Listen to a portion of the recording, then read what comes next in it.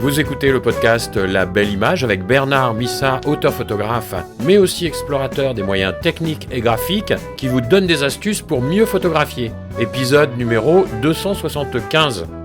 Bienvenue dans La Belle Image, où l'on parle de l'impact de vos images, de techniques pour bien composer et de connaissances de l'appareil photo. Et voici aujourd'hui la richesse de l'écran orientable. Je vous propose à partir de maintenant d'envisager le viseur orientable comme un outil d'expression. Spontanément, nous cadrons à hauteur d'œil, c'est un réflexe naturel, on plaque l'appareil contre le visage et l'on photographie depuis son propre niveau, debout, face au sujet, et pourtant cette position, si intuitive soit-elle, nous enferme dans un seul type de point de vue. Et elle limite aussi notre capacité à explorer le monde autrement.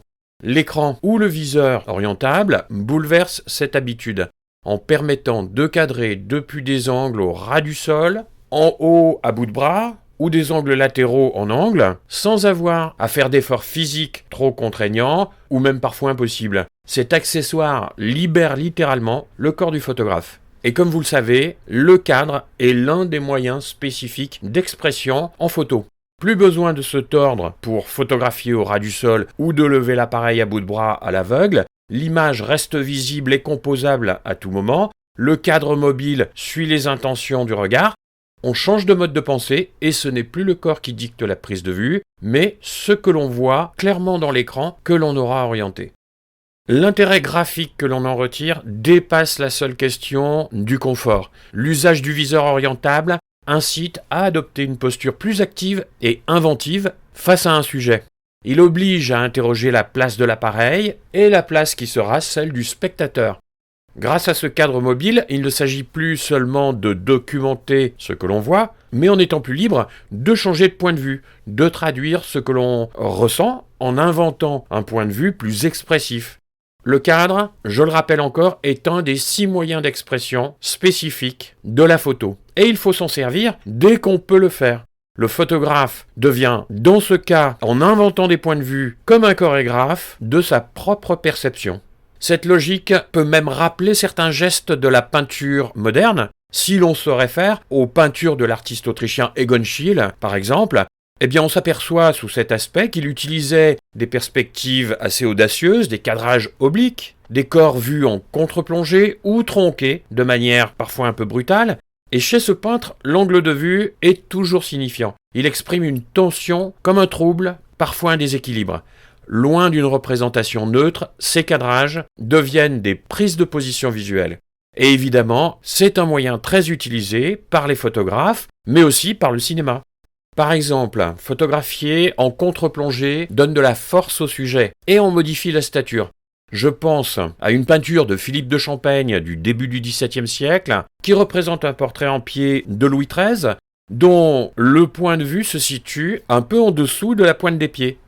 On a aussi ce même type de point de vue surbaissé que Mucha utilise pour grandir ses modèles sur ses célèbres affiches.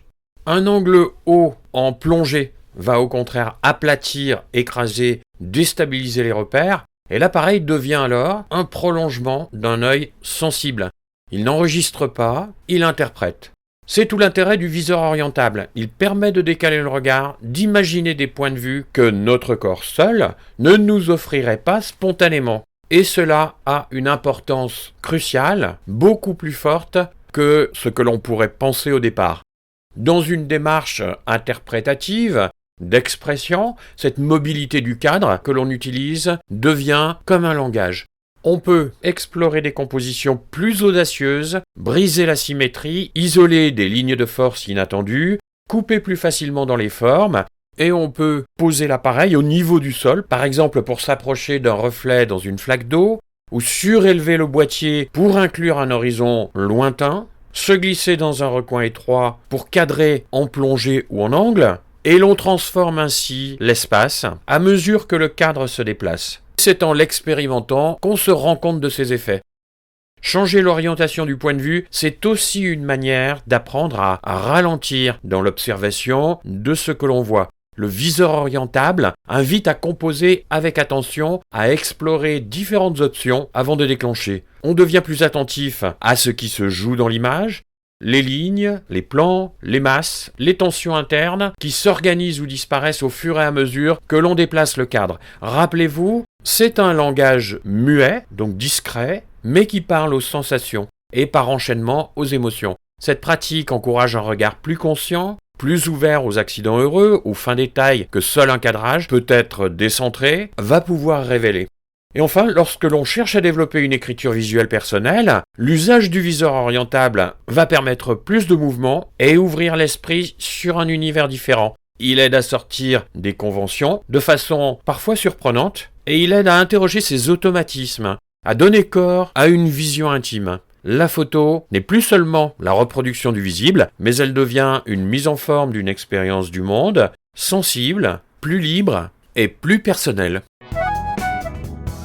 La Belle Image est publiée chaque lundi et vous propose des techniques, des astuces, des idées et des moyens de composition dans le but de développer votre expression photo et de donner plus d'impact à vos images. N'hésitez pas à me laisser un commentaire ou une question pour me faire part de ce qui vous intéresse le plus à développer dans votre pratique de la photo. Si vous ne l'avez pas déjà fait, vous pouvez télécharger le manuel de composition en cliquant sur le bouton placé sur la page de l'épisode. Je vous souhaite une bonne semaine de prise de vue et je vous dis à lundi prochain.